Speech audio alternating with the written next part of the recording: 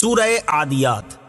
سورہ عادیات کا تعارف، مقام نزول۔ سورہ عادیات حضرت عبداللہ ابن مسعود رضی اللہ تعالی عنہ کے قول کے مطابق مکیہ ہے، اور حضرت عبداللہ ابن عباس رضی اللہ تعالی عنہما کے قول کے مطابق مدنیہ ہے۔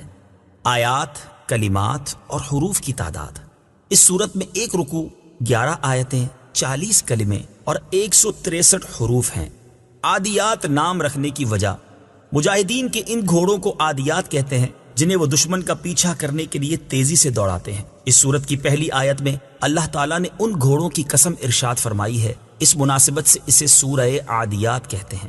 سورہ عادیات کے مضامین، اس سورت کا مرکزی مضمون یہ ہے کہ اس میں انسان کے ناشکرا ہونے کو بیان کیا گیا ہے، اور اس سورت میں یہ مضامین بیان ہوئے ہیں۔ نمبر 1، اس سورت کی ابتدا میں اللہ تعالیٰ نے مجاہدین کے گھوڑوں کی قسم کھا کر ارشاد فرمایا کہ انسان اپنے رب عز و جل کی نعمتوں کی ناشکری اور انکار کرتا ہے، اور وہ اپنے اس عمل پر خود بھی گواہ ہے۔ نمبر 2، اس سورت کے آخر میں مال کی محبت میں مضبوط اور اللہ تعالیٰ کی نعمتوں کا شکر ادا کرنے میں کمزور انسان کی مذمت بیان کی گئی، اور وہ اعمال کرنے کی ترغیب دی گئی جو قیامت کے دن اللہ تعالیٰ کی بارگاہ میں حساب دیتے وقت کام آئیں گے۔ سورہ زلزال کے ساتھ مناسبت، سورہ عادیات کی اپنے سے ماقبل سورت زلزال کے ساتھ مناسبت یہ ہے کہ سورہ زلزال کے آخر میں نیکی اور گناہ کی جزا بیان کی گئی، اور اس سورت میں اللہ تعالیٰ کی نعمتوں کی ناشکری کرنے، دنیا کو آخرت پر ترجیح دینے اور آخرت میں لیے جانے والے حساب کی تیاری نہ کرنے پر انسان کی سرزنش کی گئی ہے۔ بسم اللہ الرحمن الرحیم۔ ترجمہ، اللہ کے نام سے شروع جو نہایت مہربان رحمت والا ہے۔ والعادیات ضبحا فالموریات قدحا۔ ترجمہ، ان گھوڑوں کی قسم جو ہانپتے ہوئے دوڑتے ہیں، پھر سم مار کر پتھروں سے چنگاریاں نکالنے والوں کی۔ والعادیات ضبحا، ان گھوڑوں کی قسم جو ہانپتے ہوئے دوڑتے ہیں۔ تفسیر صراط الجنان میں ہے، اس آیت میں جن گھوڑوں کی قسم ارشاد فرمائی گئی ان سے مراد غازیوں کے گھوڑے ہیں جو جہاد میں دوڑتے ہیں تو ان کے سینوں سے آوازیں نکلتی ہیں۔ آیت والعادیات ضبحا سے حاصل ہونے والی معلومات، مفتی احمد یار خان نعیمی رحمۃ اللہ تعالی علیہ نے کیا پیارے نکتے بیان فرمائے کہ آیت سے معلوم ہوا۔ نمبر 1، غازیوں کی شان بہت اعلیٰ ہے کہ اللہ تعالیٰ نے ان کے گھوڑوں کی قسم ارشاد فرمائی۔ نمبر 2، جب غازی کے گھوڑے نے اپنی پشت پر غازی کو لیا تو اس گھوڑے کی شان اونچی ہو گئی۔ تو جب حضرت ابوبکر صدیق رضی اللہ تعالی عنہ نے ہجرت کی رات سید المرسلین صلی اللہ تعالی علیہ وآلہ وسلم کو اپنے کندھے پر لیا، حضرت علی المرتضی کرم اللہ تعالی وجہ الکریم نے حضور پرنور صلی اللہ تعالی علیہ وسلم کو صحبہ کے مقام میں اپنے زانوں پر سلایا، اور حضرت عائشہ صدیقہ رضی اللہ تعالی عنہا نے حضور اقدس صلی اللہ تعالی علیہ وآلہ وسلم کے وصال کے وقت آپ صلی اللہ تعالی علیہ وسلم کا سر مبارک اپنے سینے پر لیا، بلکہ وہ آمنہ خاتون اور حلیمہ دائی جنہوں نے حضور اقدس صلی اللہ تعالی علیہ وسلم کو اپنی گودوں میں کھلایا، ان کی کیا شان ہوگی۔ نمبر 3، یہ کہ جب غازی کے گھوڑے کی سانس برکت والی ہے کہ اس کی قسم ارشاد ہوئی تو ذاکر کی سانس بھی برکت والی ہے جس سے شفا ہوتی ہے۔ فالموریات قدحا، پھر سم مار کر پتھروں سے چنگاریاں نکالنے والوں کی۔ تفسیر صراط الجنان میں ہے، حضرت عبداللہ ابن عباس رضی اللہ تعالی عنہما فرماتے ہیں، اس سے مراد وہ گھوڑے ہیں جو پتھریلی زمین پر چلتے ہیں تو ان کے سموں کی رگڑ سے آگ کی چنگاریاں نکلتی ہیں۔ مقبولوں سے دور کی نسبت بھی عزت کا سبب ہے۔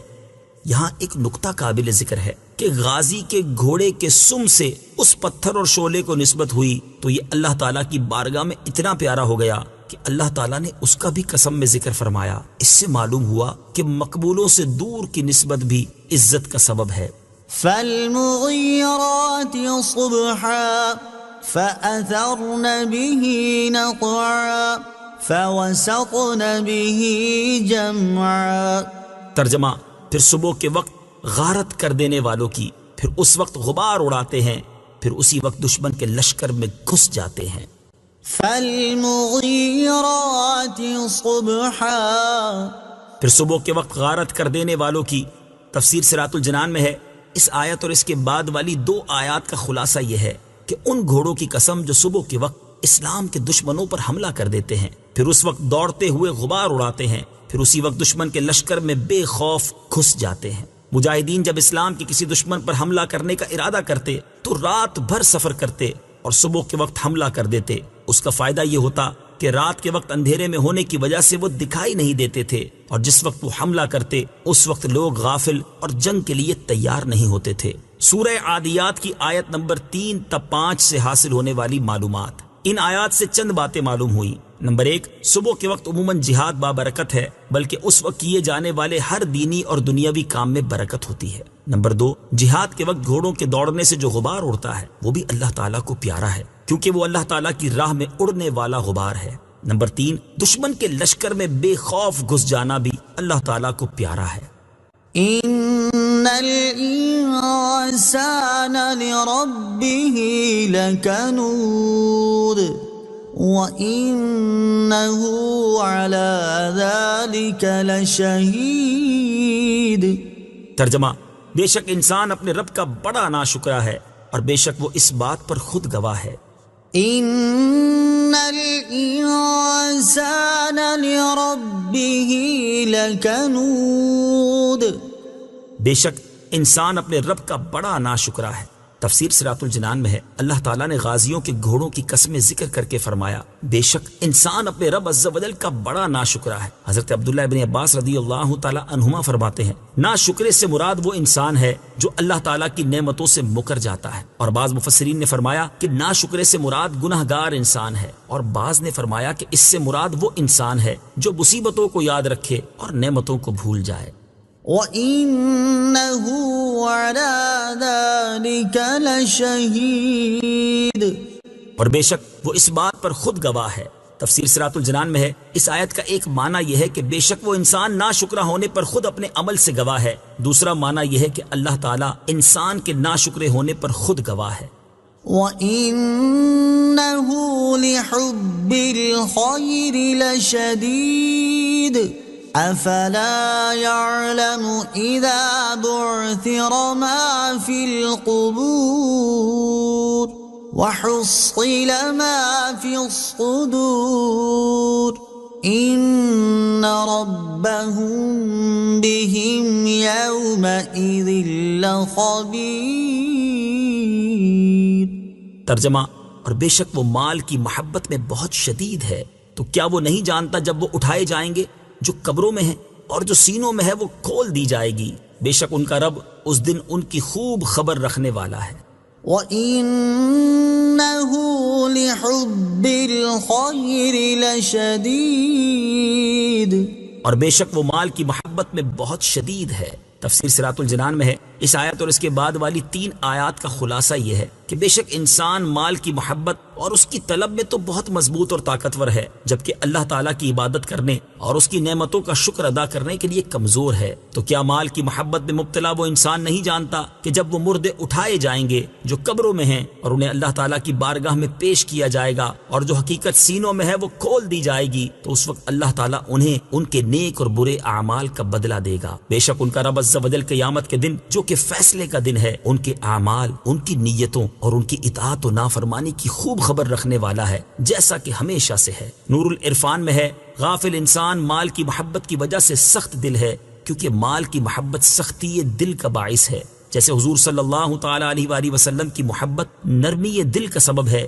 دیکھو یزید، فرعون، شداد جانوروں سے زیادہ سخت دل تھے، محض محبت مال سے، یا غافل انسان مال کی محبت میں سخت دل ہے، دین میں نرم یعنی دین میں سختی برداشت نہیں کرتے۔ اس لیے عام طور پر لوگ دنیا کے لیے وہ مشقتیں جھیل لیتے ہیں جو دین کے لیے نہیں جھیلتے۔ مال سے محبت کی 4 صورتیں۔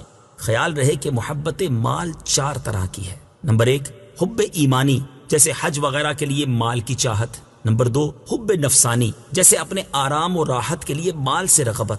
نمبر 3، حب طغیانی، جیسے محض جمع کرنے اور چھوڑ جانے کے لیے مال سے محبت۔ نمبر 4، حب شیطانی، یعنی گناہ و سرکشی کے لیے مال کی محبت۔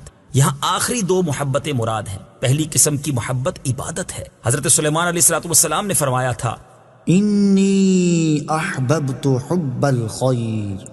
حضور صلی اللہ تعالی علیہ وسلم کو جہاد کے گھوڑوں سے بڑی محبت تھی، چونکہ مال بہت خیر کا ذریعہ ہے، اس لیے اسے خیر فرمایا گیا۔ صوفیہ کے نزدیک نعمت سے ایسی محبت بری ہے جو دل کو بھر دے کہ منعم کی محبت کی جگہ نہ رہے۔ وہی یہاں مراد ہے۔ اندرون دل صرف یار کی محبت ہو، وہاں اغیار نہ ہو، باقی محبتیں دل کے باہر رہیں۔ کشتی پانی میں رہے سلامت ہے، اگر پانی کشتی میں آ جائے تو ڈوب جائے گی۔ صدق اللہ العظیم۔